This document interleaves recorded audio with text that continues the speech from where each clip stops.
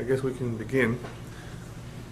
We started a couple weeks ago, Sefer Kohelet, the book of Kohelet written by Salomon Melech. A very important book about Chokhmat Chaim, the wisdom, the knowledge of life.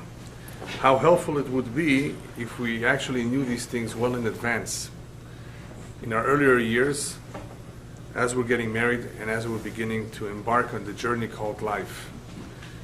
The more we know of this Chokhmah, hopefully the less mistakes we will make, and the happier we will be. We will be happier because we will realize certain things. We will not have so much confusion, we will have a little bit more clarity. And the more clarity one has about life, the better he's off. The more and more he realizes what he's really supposed to be involved in, what are true priorities, what is important, what's not important. This makes a big difference in how we react towards various situations that we confront in life. It makes a difference in our attitude, and therefore our marriages would be different, our relationship with people would be different. So much would be different if we only had a certain awareness about certain things. But in speaking about awareness, I want to warn you of the following. Awareness, as much as it is important and it is good to be aware of certain things, it's not enough. After all, there are people out there who are heavy smokers and who are well aware of the damage that they have done to their lungs. They've seen the pictures, the x-rays. There are people who have tremendous appetite, but they regret it the next morning. They weigh themselves on the scale, they see how much weight they gained, or they get an upset stomach. And where is the food that they had so much appetite for? It's already gone, it's disappeared. So even though people have certain awareness about certain things, about those things that are damaging to them, it is not enough. They may continue to repeat the same mistakes. So what is necessary is Torah. Torah meaning not only the kiyum mitzvot, the performance, the fulfillment of mitzvot. Torah is a way of life. How we conduct ourselves according to the Torah. So when we say Torah, we're not just talking about observance, we're talking about leading a certain lifestyle. Together with this awareness and with this proper guidance called Torah, one definitely will be able to manage properly. One will be able to have a more fulfilling life. So Sefer Kohelet is one of those Sefarim, so is Mishlei, and there are other Sefarim as well, that summarize the many, many areas of life that we all will confront, from childbirth till death. The many mistakes people make, and as we will see, a lot of these things are not new. They've happened in the past, and they will continuously repeat and happen again because people unfortunately don't learn from their mistakes. So I think therefore it's a very good idea to learn Kohelet. And B'ezrat Hashem, what we're doing is going through the Pesukim pretty much one by one, but there are some Pesukim that we will elaborate a little bit more on. Sometimes it's easier to understand what he's saying, sometimes it requires a little bit more of an in-depth look as to what he really meant by what he said. So before we go on to the next Pesukim, just a brief introduction about human limitations. All of you are aware that the human being is limited. We don't have the eyesight of the eagle. The eagle has a sharper eyesight. We cannot fly like a bird. The human being physically is limited. And these limitations, of course, are intentional. We're not supposed to be like birds, We actually have to be here on the ground, and we have to function as human beings. And we have other capabilities that birds and animals do not have. First of all, we have a neshama. We have a soul, and something that no one else in creation has. A living spirit, a neshama. We have free will. So we also have certain things that the animals don't have. But nevertheless, we're physically limited. And when we say limited, I'm not only talking about that we cannot see as much as the birds can see, but the human being is also short-sighted. You know what short-sighted means? There's something called nearsighted, and there's something called farsighted, and there's something called short-sighted. Short-sighted is when one does not see what he should be able to see. He's short-sighted. Nearsighted is a limitation of the eye. If you put on glasses, you correct your nearsightedness. And by the way, human beings don't even have the ability to see certain things that are very, very much there in existence, because Hashem does not want us to see them. What are those? The ghosts and the demons, the spirits. Animals can see those. So if you ever hear a dog that's barking very, very, very much, maybe he sees the Malach HaMavet. The angel of death is in the neighborhood. Yes, it could be. They see certain things that we do not see. But that's still a physical limitation. Short-sightedness means there are certain things that we should see. We should pay attention to them. Nevertheless, we choose to ignore them. We choose not to pay attention to them. And unfortunately, man, therefore, does not always see where he's headed, what his goal should be in life, what his purpose is for, what is his mission. He doesn't see, he doesn't pay attention, he doesn't stop to think about that. So I call that in Hebrew, re'yah metzumtzemet, or in English, a short-sightedness. Things that if he would think a little bit about them, if he would stop to think, he would be able to observe certain things that he did not observe as a result of him just being preoccupied with other things. The rabbis make a very important distinction between two individuals. One is called a Chacham and one is called a Pikeach. Chacham is the wise man. Pikeach is the smart man. You know what the difference between wise and smart is? I'll tell you, I'll give you an example. Somebody got stuck in the mud. His car went into the mud.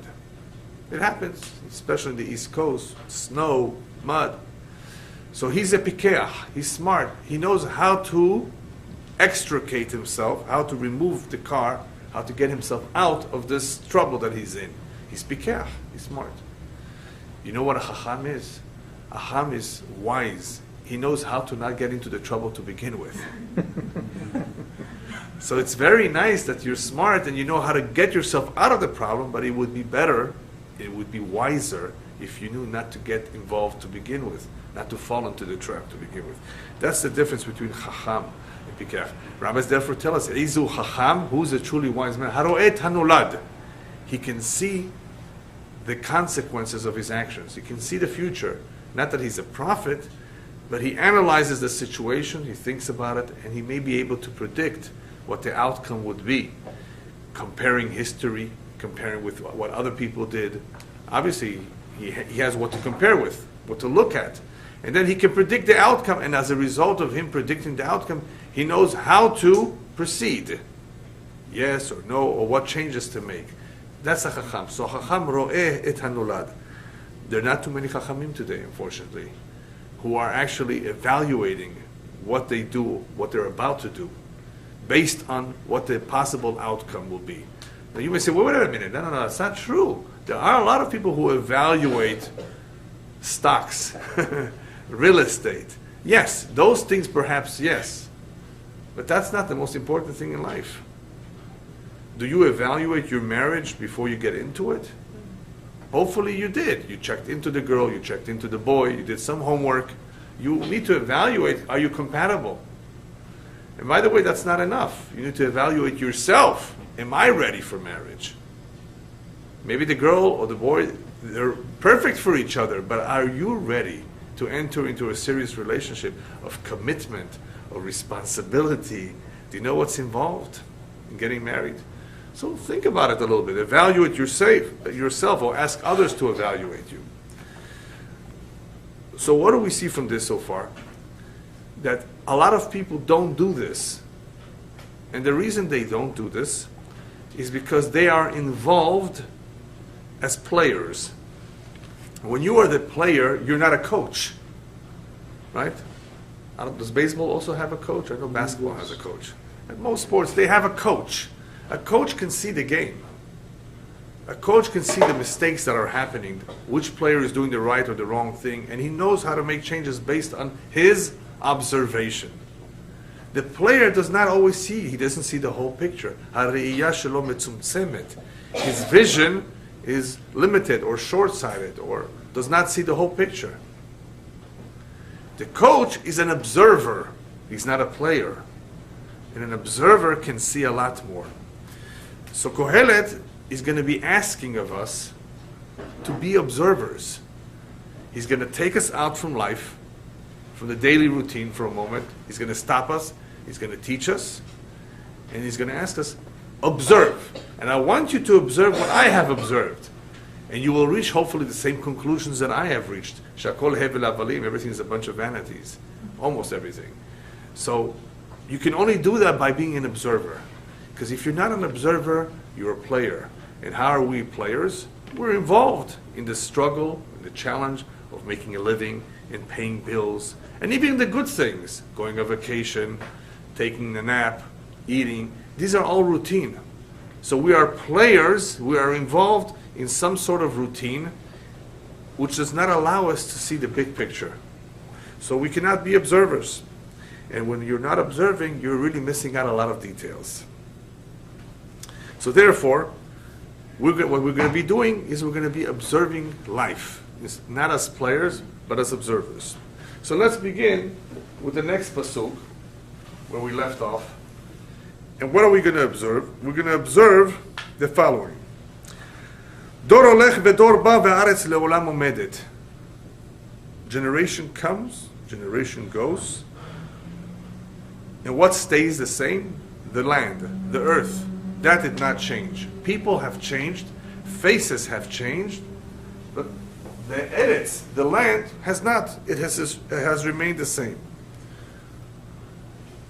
What is it? What is he trying to tell us here? What's the message? There are several ideas here. One idea is the money you made, the houses you built, you worked so hard for these things, those stay behind. And guess what? And you left.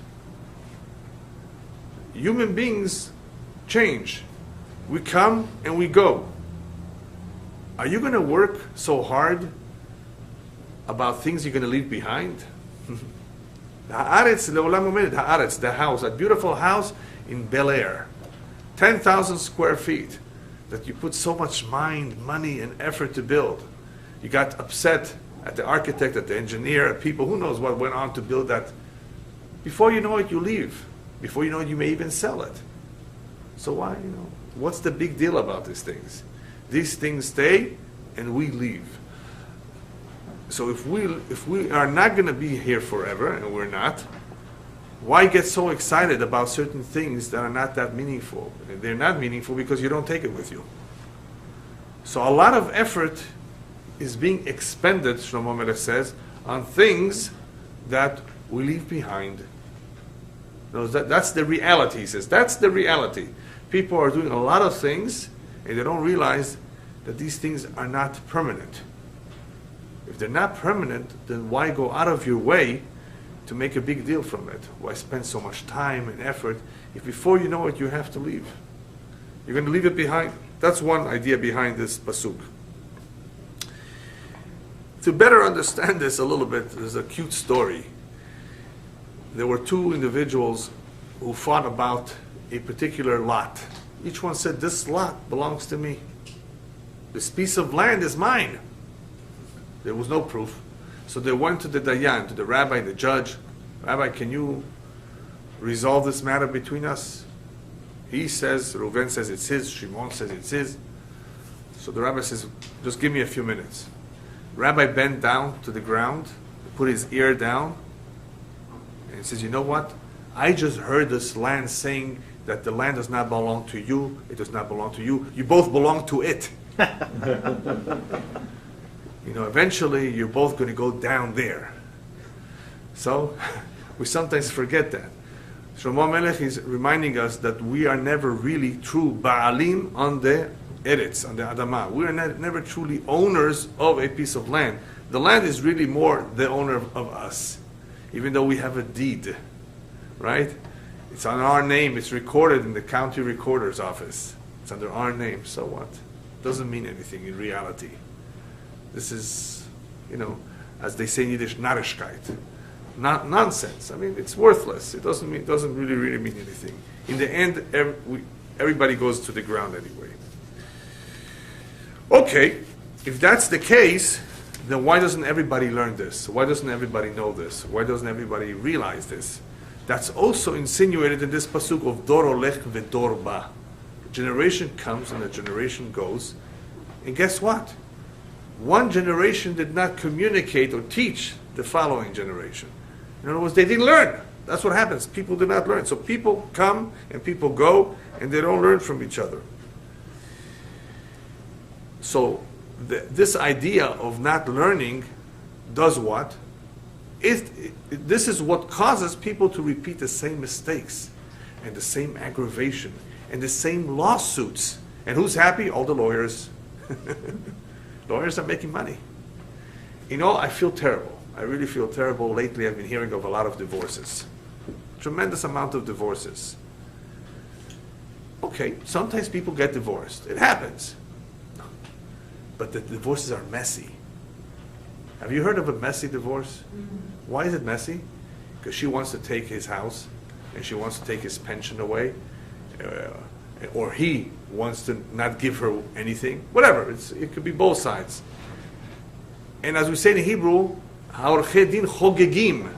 The lawyers are celebrating. The two sides. Oh, great. I'm going to charge you $500 for every letter I'm going to write.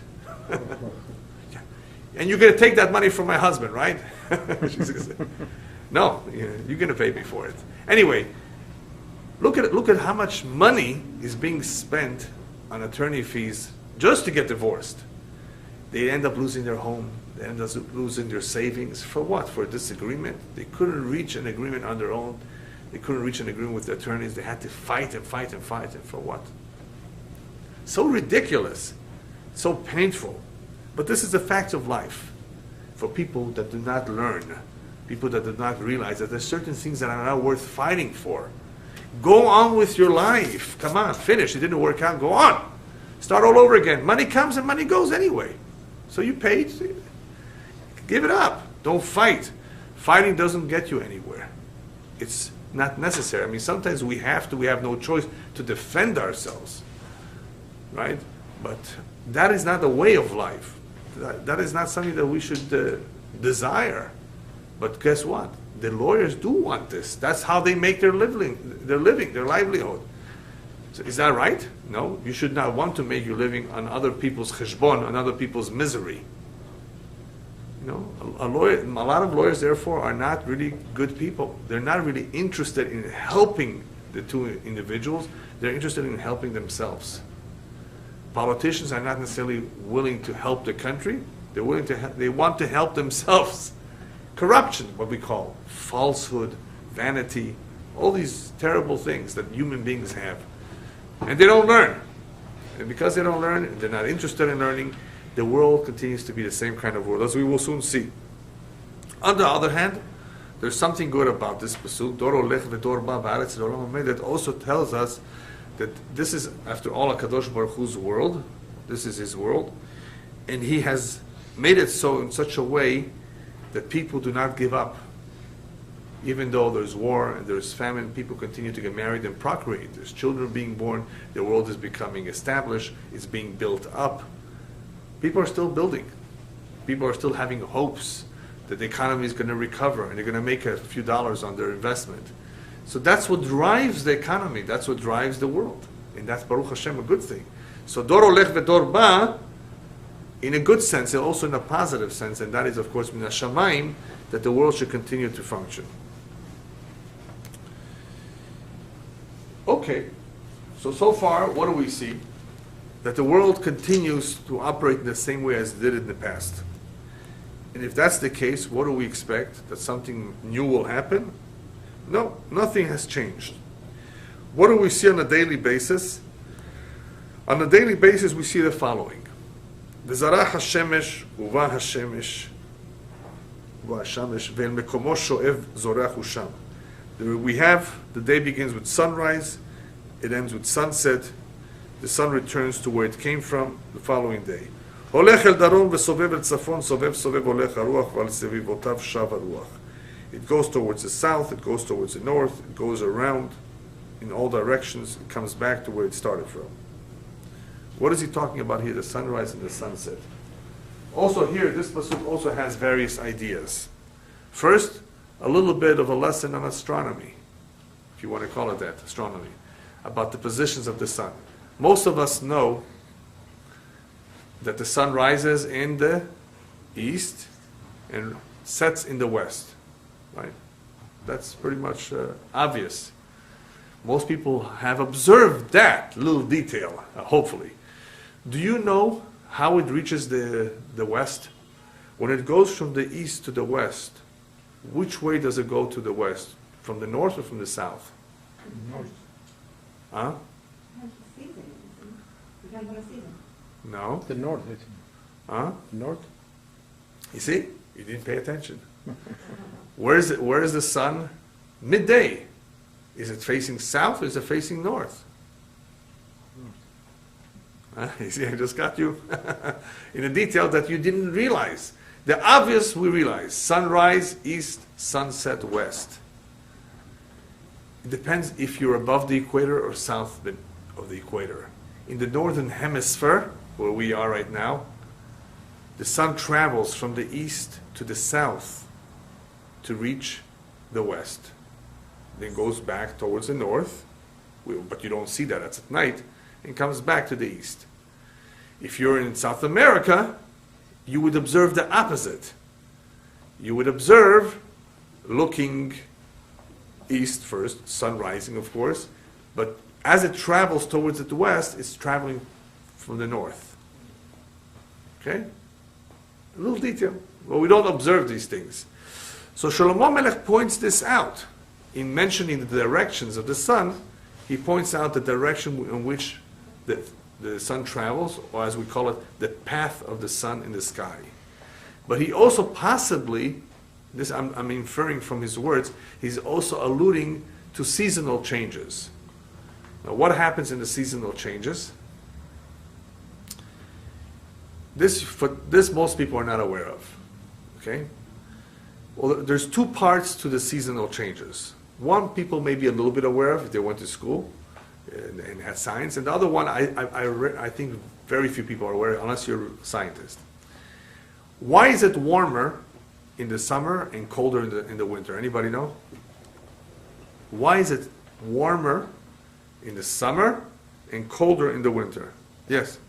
It's because depending on the season, Right. we circle the sun. The Earth circles the sun in 365 days. Okay. But during the winter, it is farther from the sun. No. That's the mistake that most people make. The angle of it. Yeah. It has nothing to do with the distance of the sun. The distance of the sun, the average, I believe, is around 93 million miles. And by the way, it happens to be that in the winter, the Earth is closest to the sun.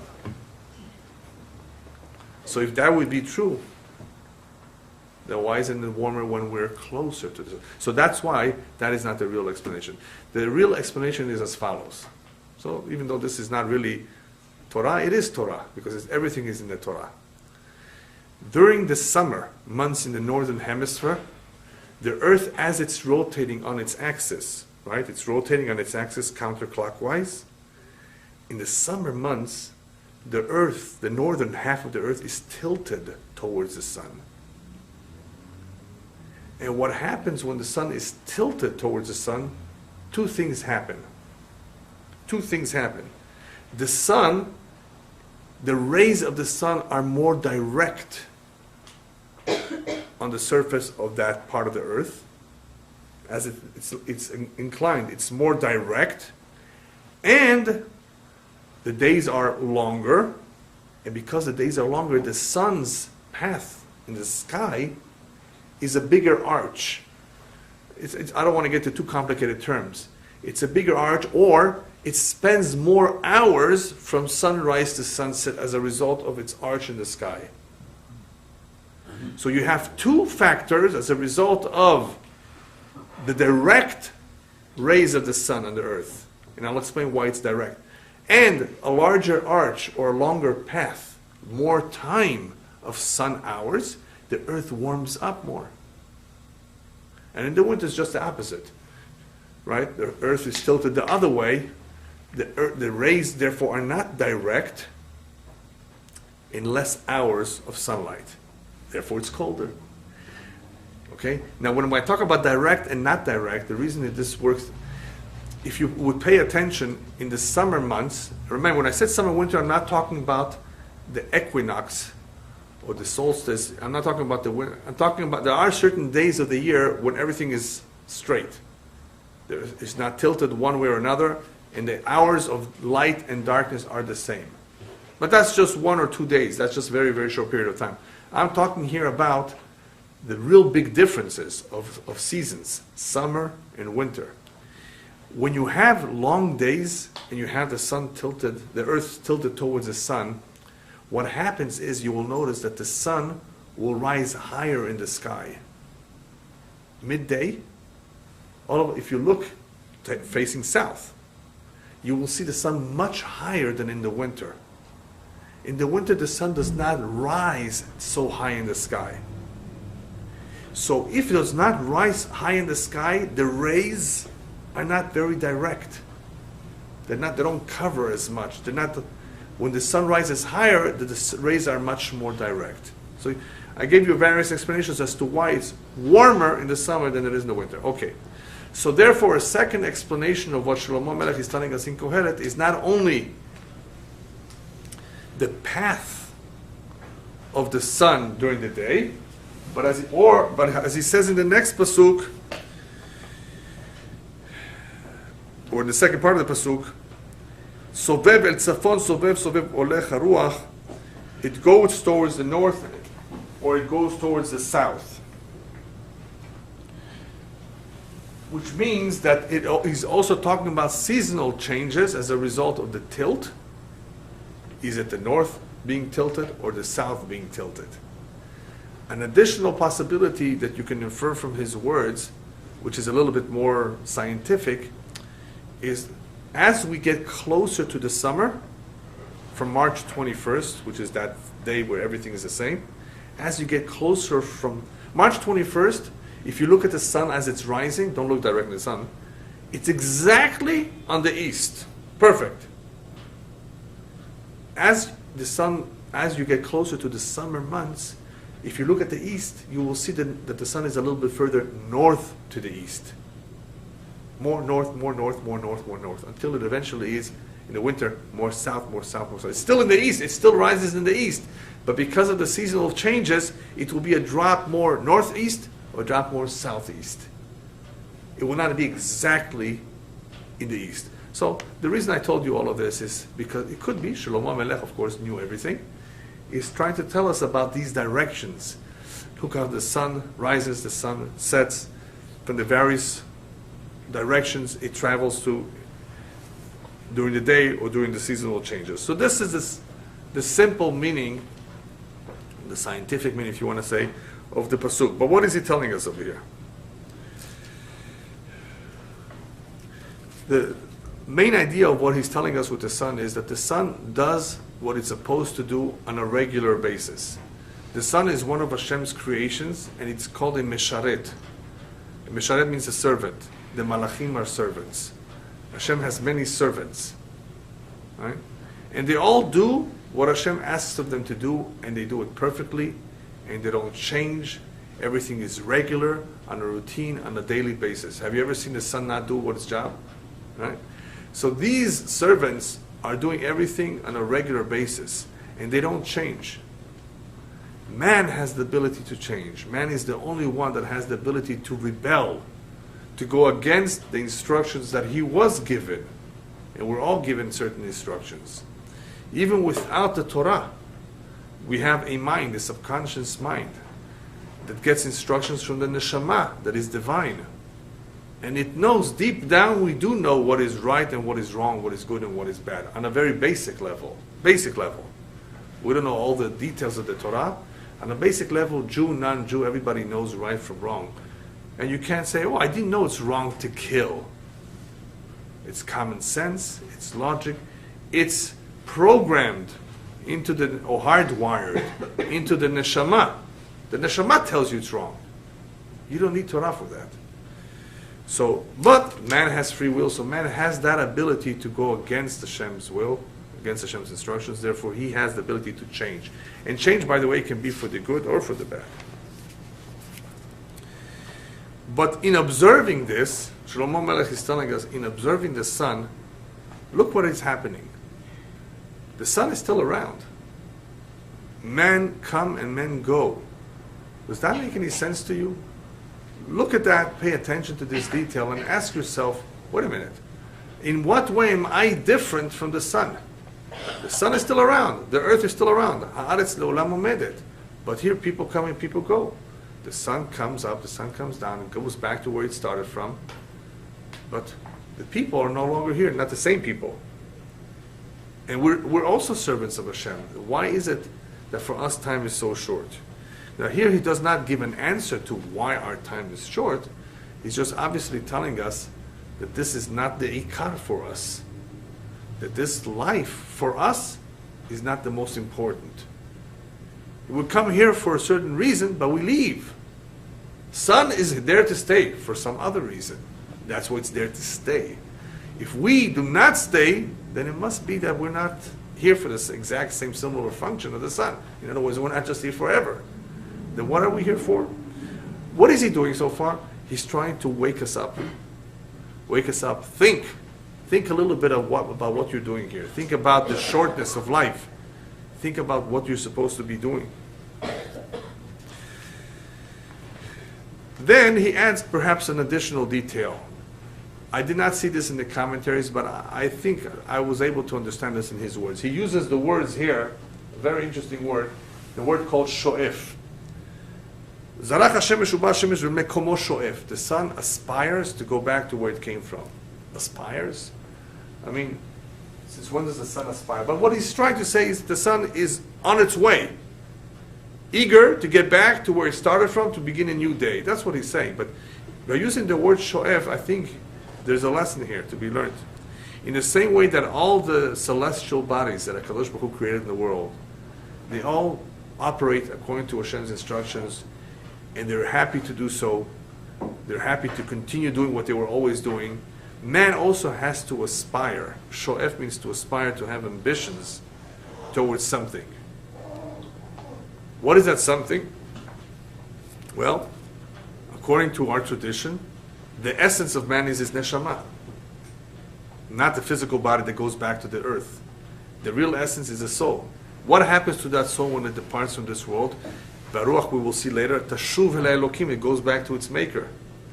It goes back to its maker, that means it heads upwards, not downwards.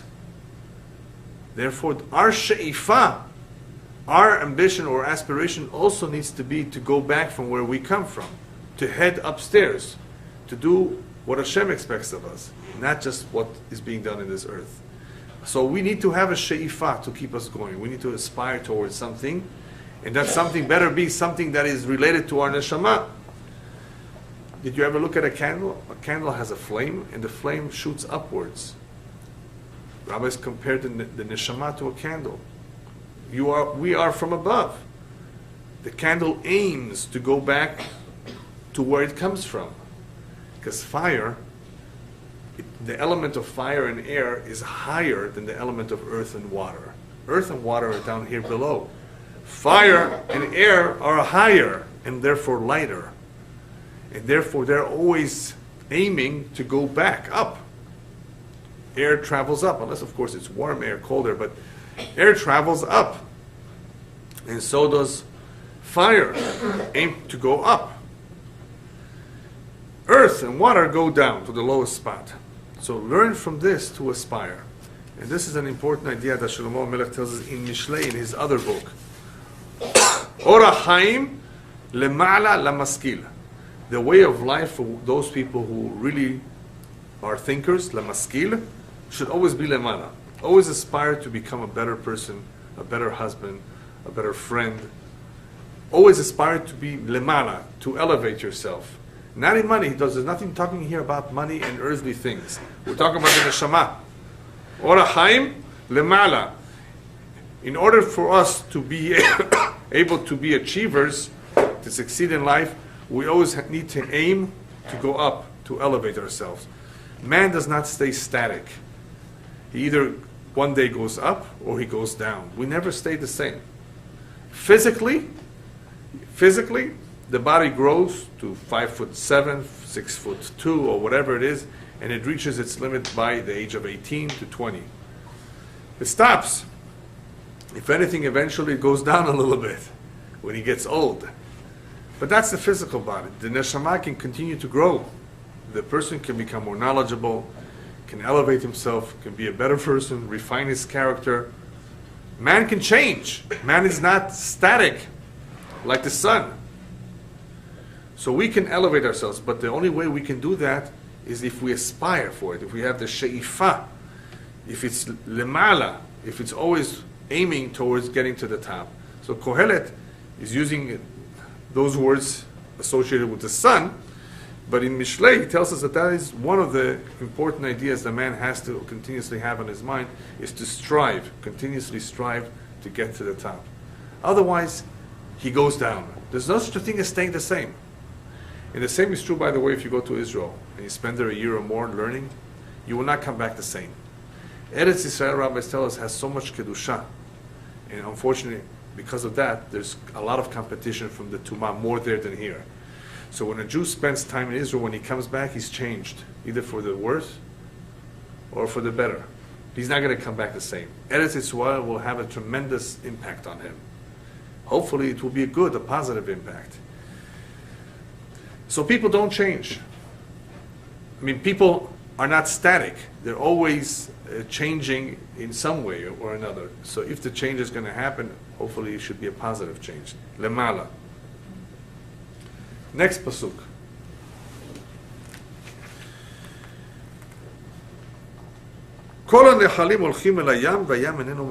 All the rivers and streams in the world end up in the ocean. The water ends up in the ocean.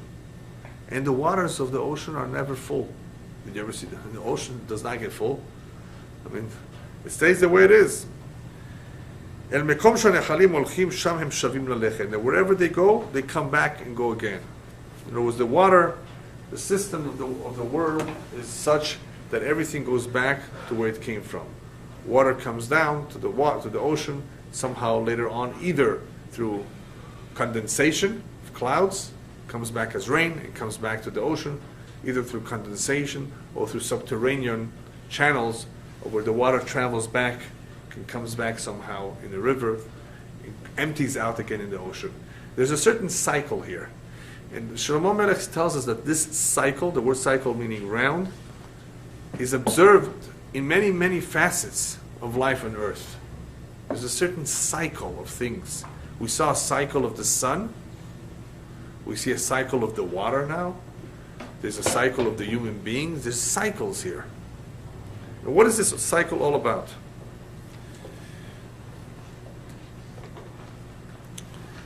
Anybody ever wonder why the world is round? Why didn't Hashem make it square? The earth is round. As far as I know, Venus, Mercury, Mars, Jupiter, Saturn, Uranus, Neptune, Pluto, the sun, the moon, they're all round. Unless you're talking about an asteroid or a comet, these are pieces that may be a little bit irregular. But everything in this world, just about everything, the stars, I mean, everything round. And our eyes are round, unless you, of course, if you're Chinese, maybe, it's a little slanted. But then I know it. But the actual eyes, the pupils are all the same, regardless of where you're from. Why is it round? What's this roundness? Want to guess? Yeah. It's because, if the world were not round, then we could not travel from place to other place. We would simply fall off the. It would be a very rough ride. And also, Earth is a planet, and in order for a planet the size of Earth to exist and to hold itself together, it has to be a spherical shape. Really? Yeah. Okay. It's all within the core. There is the gravitational pull of the planet. If it were a square. Well, remember, if once you have gravity, you could be almost in any shape. Because gravity is really what holds people down for them not to flow away. People thought that the world is flat at one time. And if you went to the end, you would fall off. Right? But even if it would be flat, you would not fall off. There's gravity. So you would just go around. You go around, but it's flat. You know? People are not going to fall off. And the reason people do not fall off, and the reason there is gravity and they don't fall off, is because of the rotation, the continuous rotation, by the way. That helps also of the Earth continuously going around and keeping everything on the Earth, so they don't flow away. In order for it to rotate in that fashion, it has to be a spherical shape. Well, okay. Otherwise, it would not rotate smoothly and would fall out of orbit. Yeah, well, then what about the moon? What about Mercury, the sun? They don't have to be round. What about the eyes? They all are. The sun, Right. the moon, and the Yeah, eyes. they are. Well, why should they? Why does Hashem make them round? So anyway, there could be, I'm sure there's various explanations for it. But what is the most, what comes to mind, if you think about it, as the most apparent reason for it? It's perfect shape. Is it? I mean, perfection could be square too. A triangle is perfect. Yes? Life is like a chain, so whenever it goes around comes. Yeah, good, yeah. You're into Kohelet. So you know what he's trying to say, that everything comes back. There's obviously something to do with that. Kabbalistically, what is a circle? A circle has no end. Is there such a thing as a middle of a circle? No. Anywhere you point is the middle. A circle is Ein Sof. HaKadosh Baruch Hu in the Kabbalah is called Ein Sof. You see Hashem's handprint into the world. That's one way of looking at it. Circles is a configuration of an Ein Sof, of something that is without a limit. The physical world has limits. When we make a chair and a table, it has corners, angles. The physical world has a sof. And the sof is limited, the lifespan is limited, everything is limited in the physical world of Ha'olam Ha'asiyah. The spiritual world, however, is not limited. That which is spiritual does not have limitations. Hashem has no limitations, of course. Nothing compares to Hashem, but Hashem does not have any limitations. That which is spiritual has no limitations.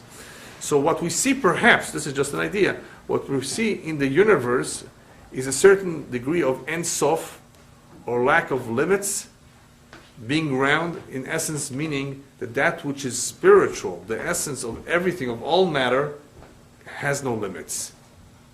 Has no limits. And that which is physical has limits. Just one idea of the roundness, but that's just more Kabbalistic, a little bit deeper. But there's something else here.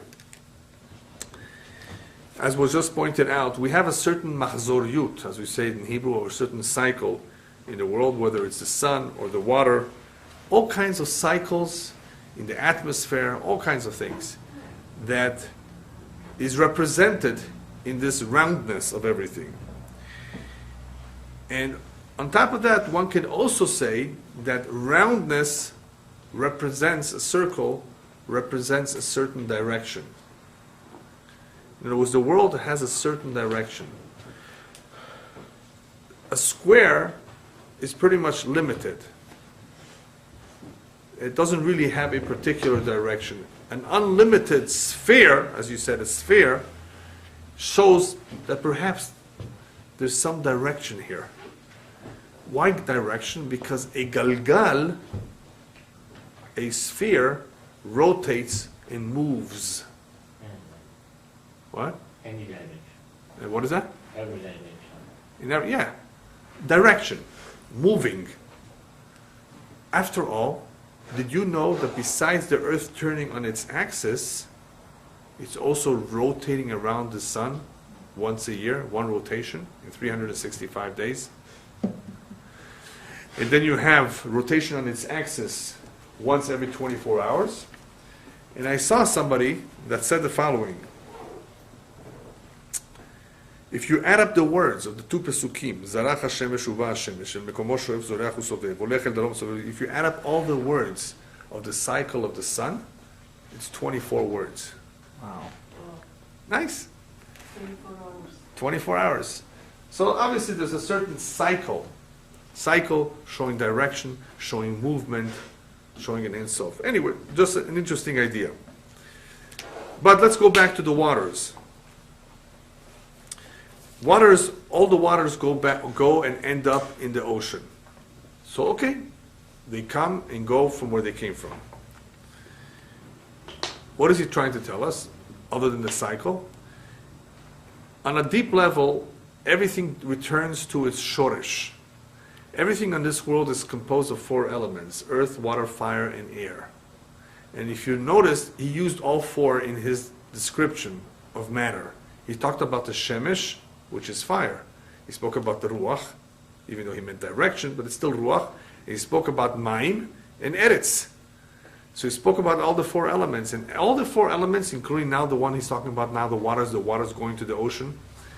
Everything goes back to its source. Everything goes back to its beginning. And so does man. Pay attention. Don't you realize that after 70 years or 80 years, B'ezrat Hashem, or more, you go back to the earth from where you came from.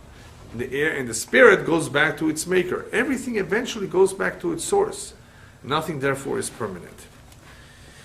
Therefore, because everything goes back to its source and nothing is permanent, be very, very careful with the following.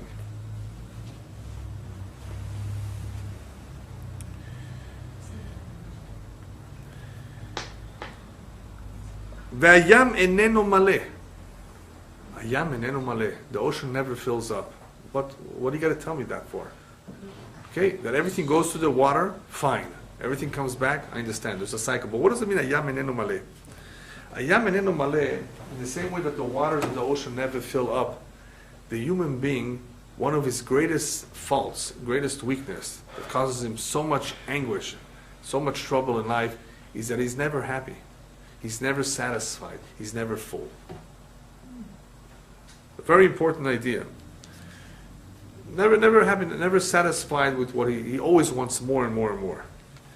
Rabbis tell us whoever has 100 wants 200. Whoever has 1 million, you think he would stop. No, I just want 1 more million. Never ends to it. And this is therefore one of the biggest problems of humanity. And he's going to talk about it later on. He's going to go on to the next thing that ta'ava brings. Ta'ava meaning desire. Ta'ava brings kinah too. People are jealous because they want something so much. If they see somebody else has it, that causes jealousy. And it does not only cause jealousy, it causes pressure. I'm told by a lot of people I met, and I'm surprised, and I feel sorry for them. I got to make this big wedding because I have pressure from the community. And I don't have to tell you which community I'm talking about. I think you all know.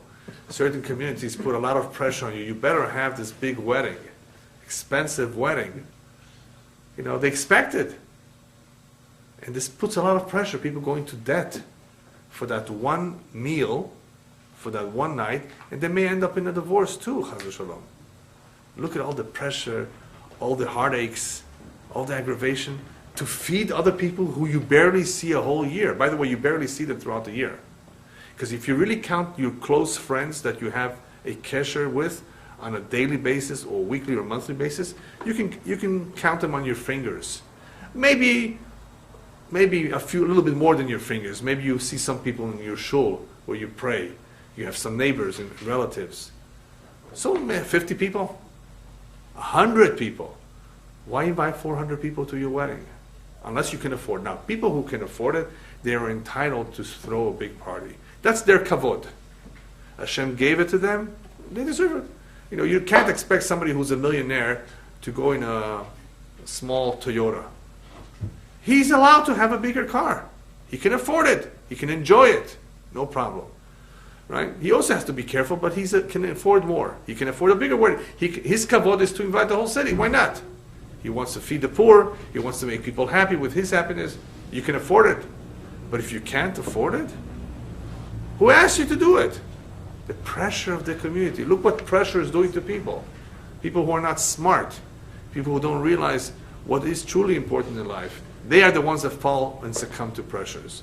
If you're strong, if you believe, if you have values that you believe in them, the pressure won't affect you. Let them say whatever they want. They'll forget about it the next time. Yeah, who cares?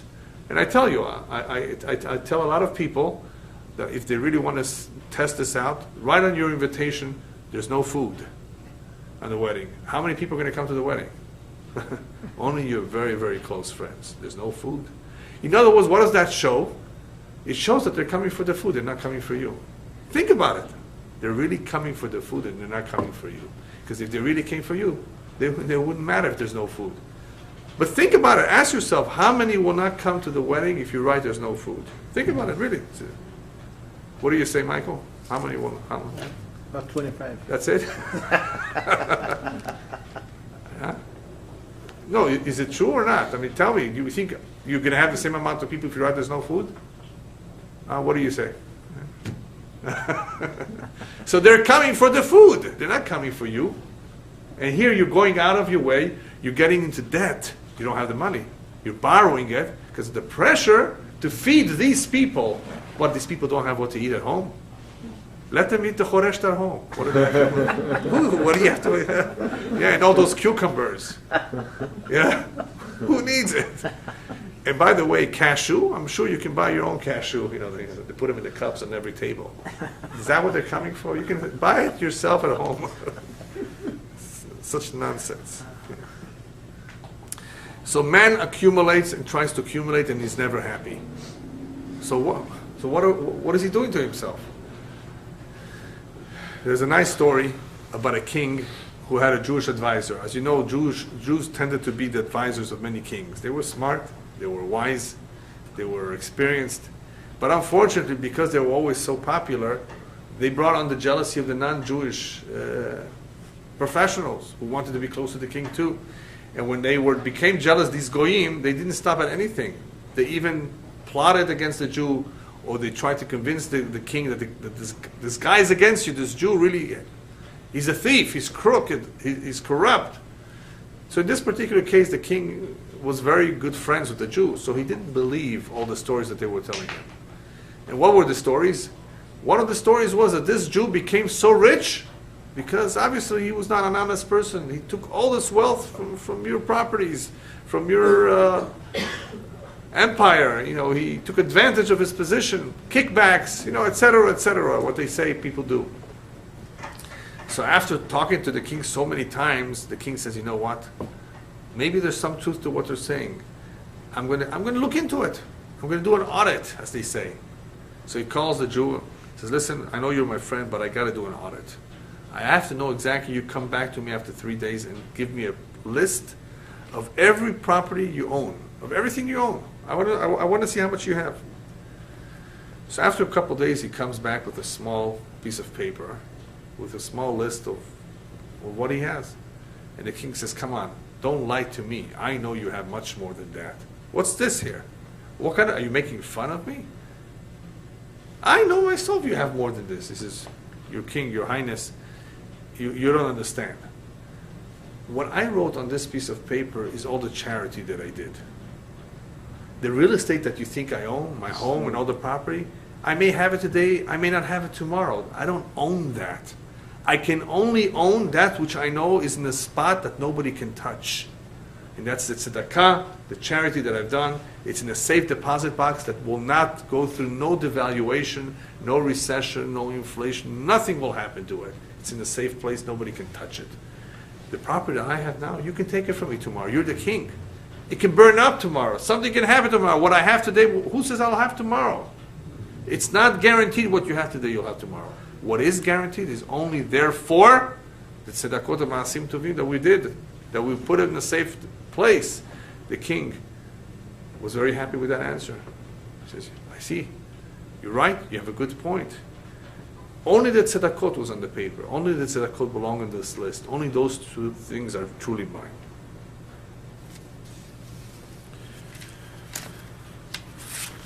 So even though what we've seen so far is that nothing really changes, everything goes back to its place, what does change or what can change is man. Man is able to change. Man can make changes not only to himself, he can make changes to the world.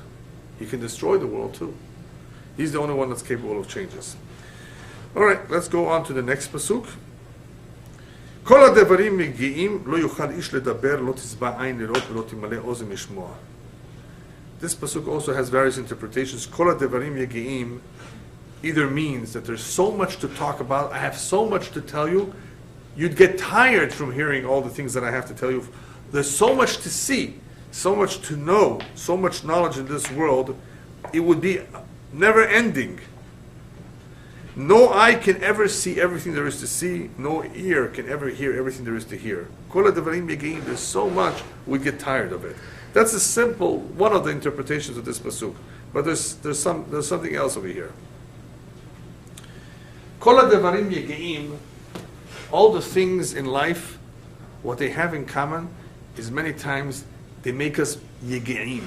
They tire us. We become tired from all these things that preoccupy us. Whether it's going to work, making money, going to the doctor, traveling.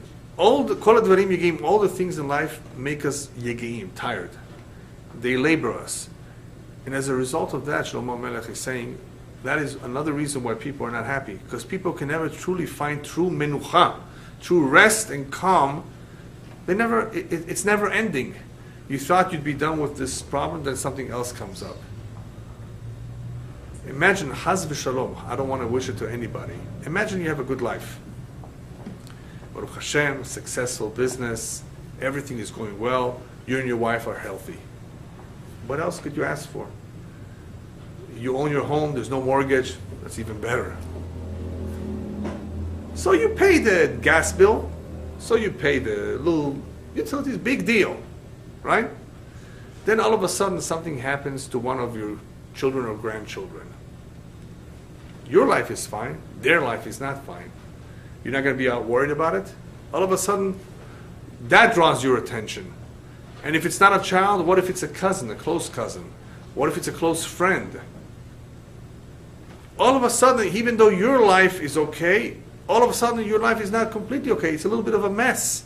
Because those people who you care about, or you're in touch with, are not okay. And that causes stress too. What's stress? Stress is not necessarily something in your home. It could be in your workplace. It could be around you. Or if you're in Libya, you know there's another kind of stress now in Libya. You know, what's going on there? You know, the upheaval. What's going to be tomorrow? Nobody knows. It's a different kind of stress. But everything was okay.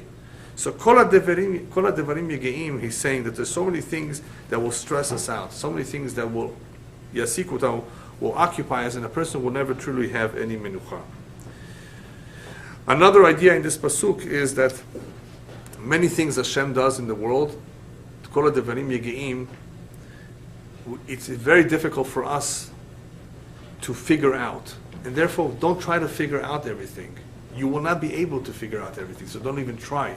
There's so much things going on, so many things you don't know, that you cannot possibly ever figure out everything. This is an important idea, because sometimes people are unhappy, they don't understand what certain things are. Don't bother. You can't figure everything out. You're going to become tired from trying to think about everything, and what's going to be, and how am I going to do this. It's just not possible. And therefore he continues on with the next point. מה שהיה הוא שיהיה ומה שנעשה הוא שיעשה ואין כל חדש תחת השמש. This is a very famous pasuk. אין כל חדש תחת השמש. There's nothing new under the sun. The pasuk reads like this. What has been is what will be. What was done is what will be done. And there's nothing new under the sun. Okay, everybody got that? Nothing new under the sun. But wait a minute. There are cars today, and there were no cars 200 years ago. What does it mean, en chadash tachat hashamesh? You got it? He says there's nothing new under the sun. What is he talking about? Basically, before we get to technology, which is what a car is all about, on a simple level, what he says is that there's nothing new under the sun because history repeats itself. What happened will happen. The same problems that existed in the past between human beings, wars, hunger, all the things that existed in the past in this world. Remember we talked about cycles? Everything you will see in your generation too. Dor olech v'dor ba, every generation comes and goes, and they will experience similar events that happened in the past. You know, it's interesting when you read about the Holocaust, you think, wow, just recently we had barbaric people. I thought it was only during the time of Genghis Khan, or during the time of, who knows, you know, back then the Babylonians and the Persians and the Greeks. You know, they were barbaric. Here, recently, in recent history, we had barbaric people. And they happened to be actually very civilized and cultured. And they were the most barbaric of all, perhaps. So, En Chadash Tachat HaShamesh, events as you see them have always been very much the same. The human problem, the human psyche, has not changed. People have not really changed. Now, even though people have not changed, people can change, we said before. They are able to change. What is not able to change is the Bria. Hashem made the creation of the world, and it's ketikuna b'shlemut. It's exactly the way He always wanted it to be, and it's shamer and complete. There's nothing to add to it. That is why, for example, the Torah says you cannot add to the Torah, you cannot detract to the Torah. The Torah will always be forever. The world, the way it is, this is the way Hashem intended it to be forever. It will not change. People say the sun is going to disappear. There's no reason to think like that. Whatever Hashem made is perfect, it's purposeful, it's complete, and it will last forever, and it will not change. What does, unfortunately, change from time to time is certain events in humanity as a result of, you know, of course, different kinds of kings and governments. But it's all a cycle. It's never going to improve. Unfortunately, never going to improve.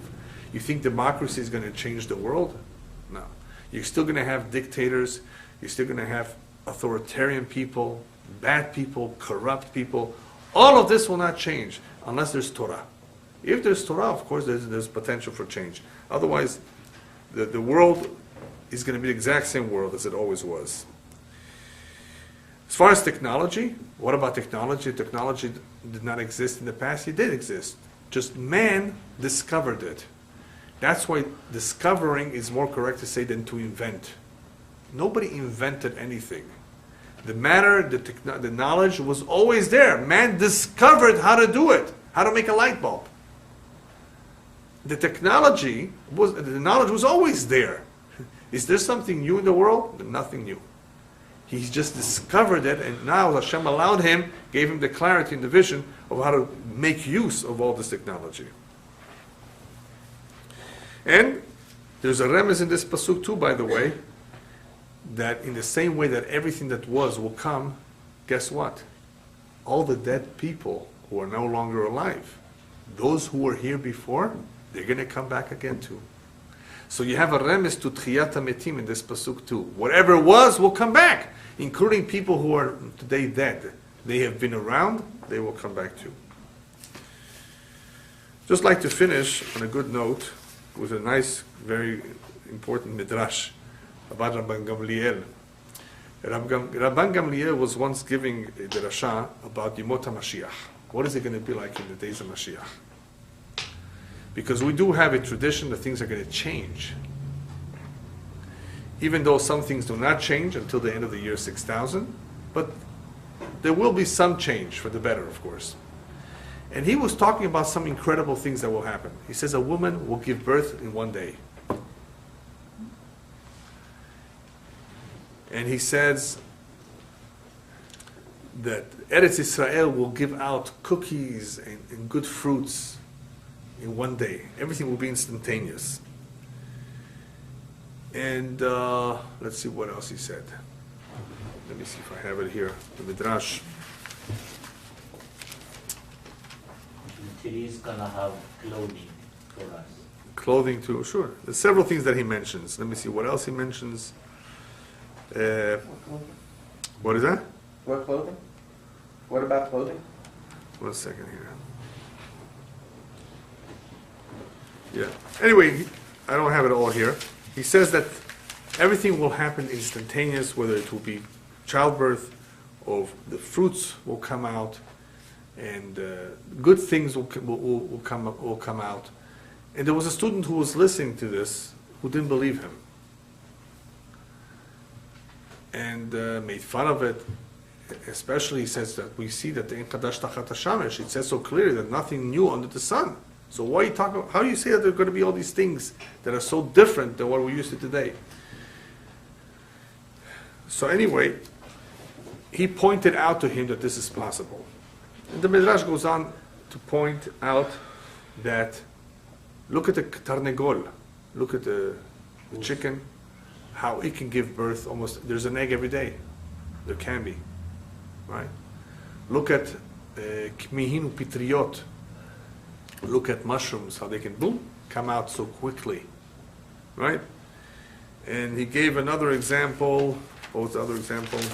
Besides, but a cactus that can give out a fruit very quickly. He gave a few examples of things that even today we see that they produce very, very quickly, whatever it is that they produce. What is he talking about? What is he saying here? Didn't we just say, in chadash tachat hashamesh, there's nothing new under the sun? The point is like this. Yemot HaMashiach, when Mashiach comes, that will be the tikkun for the olam. The world will be repaired. And when the world is repaired, it will go back to being what it was originally in Hashem's blueprint, before Chet Adam HaRishon, before Adam HaRishon sinned. So the world will be perfected, the world will go back to what it was. So it is nothing new. And by giving these examples, he's saying, you see today, these things, you already have that ability in existence today to give birth right away. Look at the egg of the chicken. You have that ability of giving birth in one day already today in this example. So the examples that he gave were examples to show that this is not something brand new. It already exists. Just like we said, the technology is not something brand new. It already exists, but we discovered it. So when Mashiach comes, B'ezrat Hashem, those things that already exist in concept will, of course, become expanded to include other things as well. And to us, it will be like, wow, this is completely different. It will be, of course, different because it will be an olam metukan, a olam that is no longer corrupt, an olam that there's no tum'ah, that there's no yetzer hara, there's no evil inclination. It will be therefore a perfect world. When there is a perfect world, things don't have to happen in a difficult way. Things will happen in an easy way according to the original blueprint. What we see today in the world, in the various events, is leading to Mashiach. There's no doubt about it. People are asleep, and that's why they don't pay attention. What do we start saying today? It's important to be an observer. If you observe what's going on in the Middle East today, all these Arab countries, what's going on here? Hashem is bringing back, according to the Zohar, all the dictators of the past in a reincarnation. Nebuchadnezzar could have been Saddam Hussein, could have been Nebuchadnezzar. Who knows? In a new Gilgul. Titus is coming back. Maybe that's Obama. Who knows? Right? The old guys are coming back. Right? The old guys are coming back. Hashem has a whole plan for them. Hashem recycles people, brings back people. The events come back. There's nothing new. Same guys, different faces perhaps, but it's the same people. And obviously this is for a reason. Hashem is bringing everything back to the way it was, and that includes, B'ezrat Hashem, very soon, He's bringing back Am Yisrael to Eretz Yisrael. Amen. That is where we started, and B'ezrat Hashem, that is where we're going back soon. B'ezrat Hashem. Amen.